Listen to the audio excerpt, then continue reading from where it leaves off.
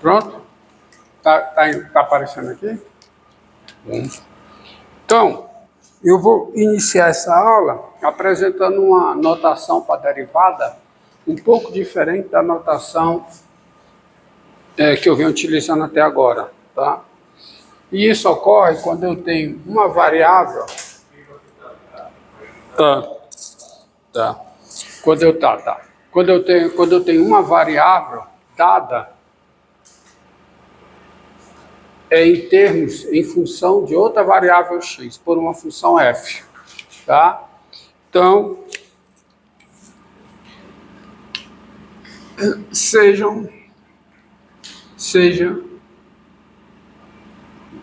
y igual a f de x, tá? Seja y igual a f de x, onde f é diferenciável, seja f, onde f é diferenciável em p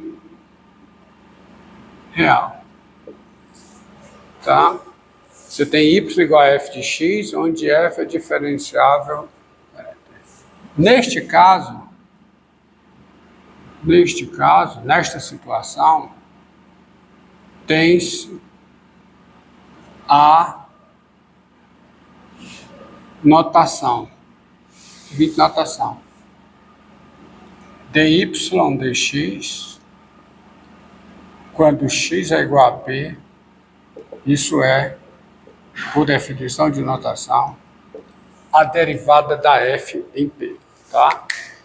Ou seja, quando você tem a variável y dada em termos da variável x por uma função f, onde f é diferenciável em p, você tem o que nós denotamos como dy dx com x igual a p. Quem é isso? F' de p. Ou seja, isso aqui é a derivada da variável y em relação à variável x, quando x é igual a p. Tá? E esse símbolo, ele deve ser lido da seguinte forma.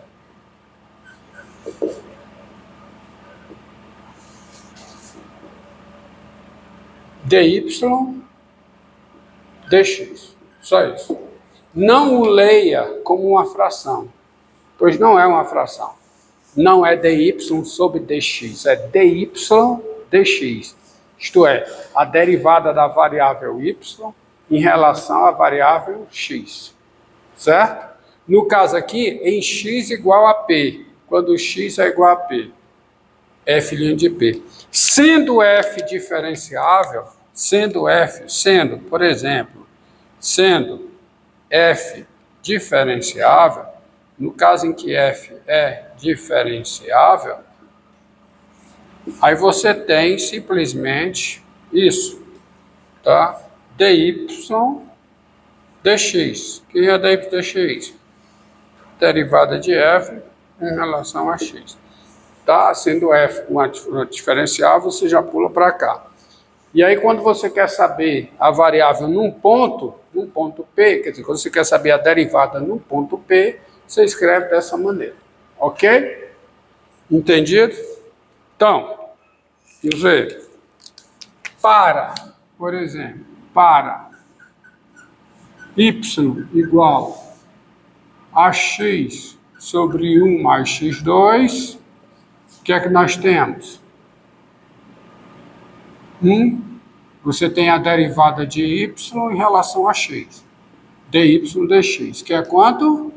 Aí fica derivada do numerador, que é 1 vezes o denominador, menos, repete o numerador, vezes a derivada do denominador, dividido por quem? Pelo denominador ao quadrado. Que é exatamente o quê? Que dá quanto, hein?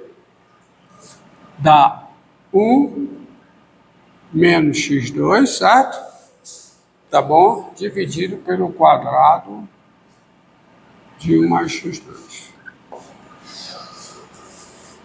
Tá certo? Para y igual a raiz cúbica, tá? De x2 mais 3x, a quinta,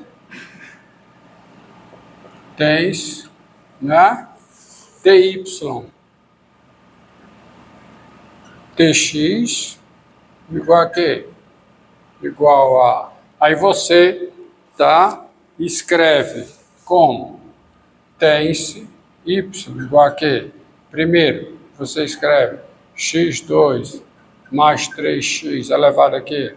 A 5/3, é melhor fazer assim, tá certo? Do que aplicar a regra da cadeia duas vezes, tem-se isso, e, consequentemente, dy dx igual a quê? Igual a quê? Fica 5/3, x2 mais 3x elevado a 2/3, né? 5/3 menos 1, 2/3, vezes o quê? 2x mais 3. E para esconder o abuso de notação que você fez, o abuso de definição que você vê, você escreve isso aqui 2/3, raiz cúbica de quê?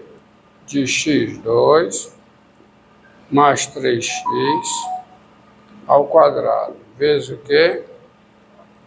2x mais 3. Pronto. Tá bom? Vezes 2x mais 3. Ok? Ok? Por exemplo, para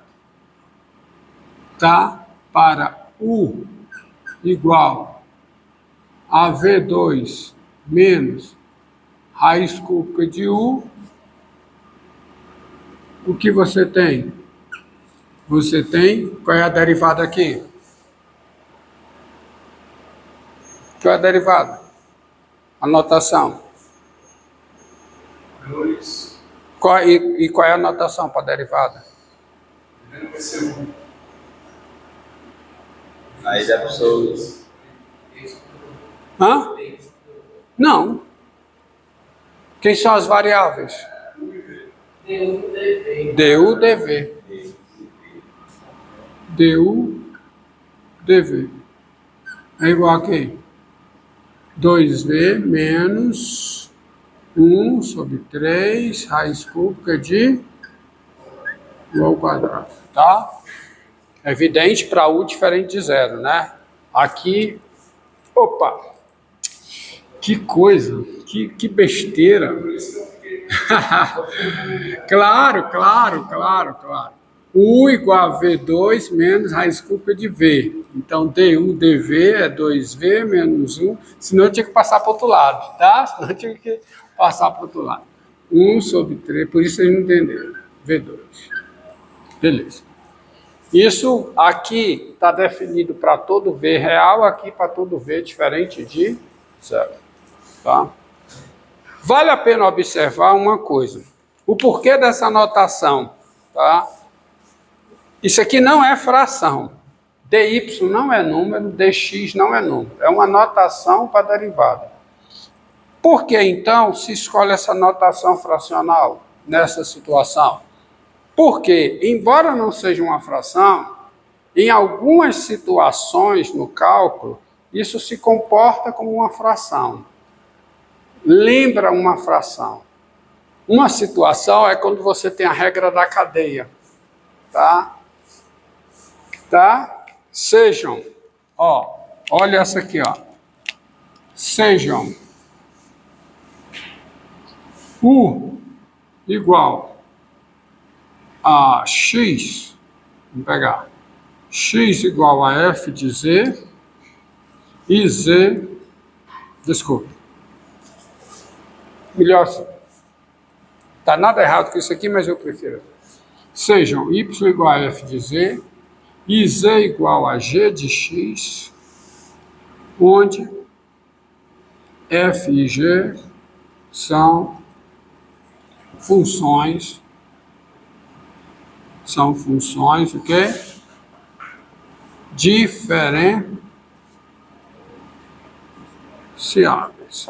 Então, se isso aqui ocorre, você tem o seguinte: Y é f de z, certo?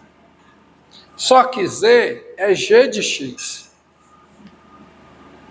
Ou seja, y é função de z, z é função de x, portanto, y é função de x também. Ou seja, y é dada em termos da variável x pela função composta f composta com g. Tá certo? Onde f composta com a g é diferenciado. Essa função é uma função diferenciada. Daí, você vai ter o seguinte. Quem é dy dx? Dy dx é a derivada de f composta com a g em x. E você sabe que pela regra da cadeia, isso é a derivada da f em g de x vezes a derivada da g em x. Ou seja, isso aqui é, tá? F' de quem? De u vezes g' de x. Ou seja,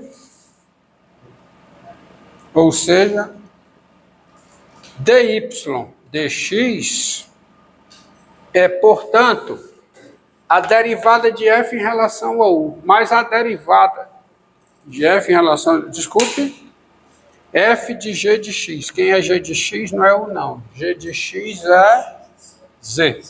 Não sei de onde que eu tirei esse u. G é z. Ou seja, dy dx é igual a... Quem é f' de z, olhando para cá? É a derivada de z. É que?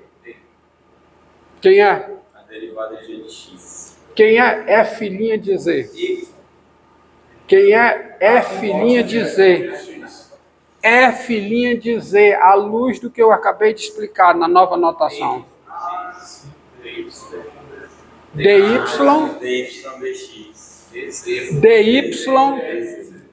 presta atenção, dy dz vezes, e quem é g' de x? X é dz dx. Não tem um sobre não, isso aqui não é fração, tá? É dz dx, é assim que se lê. Então, embora não seja fração, olha o comportamento aqui, à luz da regra da cadeia, como se fosse uma fração, tá? Isso aqui é a multiplicação, ó. Se você pensar isso aqui numa multiplicação, você está cancelando o dz com dz, fica dy dx. Então, a regra da cadeia, nessa nova notação, ela fica assim. A derivada de y em relação a x é o quê? A derivada de y em relação a z vezes a derivada de z em relação a x. Tá? Por isso que se escolhe essa notação. Que você pode trabalhar com ela como se ela fosse uma fração, coisa que ela não é. Ela tem só o comportamento de uma fração. Uma outra situação em que ela demonstra o comportamento de fração é no teorema da função inversa, o que será visto depois, tá? Então tá aí. Você tem esse comportamento aí como se fosse fração, mas não é. Tá? Isso não é uma fração. Então você tem essa anotação, tá? Só para mais uma vez, para θ, por exemplo, se você tem x para x igual a 1 mais y2 sobre 1 menos y2, que derivada você tem aqui, hein? Hã? dx dy. Derivada dx dy. dx dy, que é quem? Aí, derivada do numerador vezes o denominador menos o numerador vezes o quê? Derivada do denominador. Aí, como é o menos, ó, tem que colocar o parênteses. Presta atenção, como é o menos, eu preciso colocar um parênteses. Que é vezes menos isso aqui. Sobre 1 menos y2, tudo isso ao quadrado. O quadrado dessa diferença. Tá? Se você... Ó, é uma coisa que... É um tipo de conta que pode aparecer que vale a pena simplificar. Porque isso aqui ficará o quê? 2y, né? Menos 2y3. y3. Aqui. Mais 2y. Mais 2y. Mais 2y3. Concorda? Tá? Tá bom? Fica 2y menos 2y3. Aí fica menos 2y. De onde já foi que eu tirei esse 2y2? É mais 2y. Menos 1 vezes menos 2y. Mais 2y. Mais. Fica mais 2y e mais 2y3. Ok? Sobre 1 menos y2 ao quadrado. Que dá quanto, hein? 4y 1 menos quadrado. É isso aí. Tá? y menos 2y3 mais 2y mais 2y3. Tá aí. Bom. Agora vamos à definição do que é uma função ser par e o que é uma função ser ímpar. Vai contando o tempo aí, viu?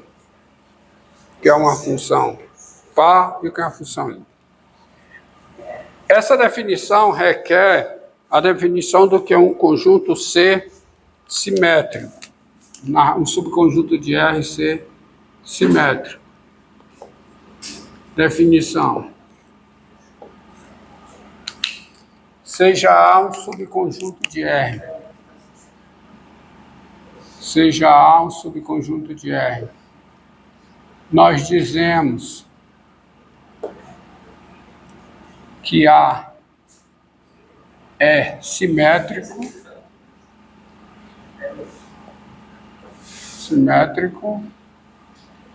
quando vale a seguinte implicação: x em A implica menos x em A. Seja, o conjunto é simétrico quando o número pertence a ele, se e somente se o seu simétrico pertence. Porque esse é um tipo de implicação para a qual vale a equivalência. Né?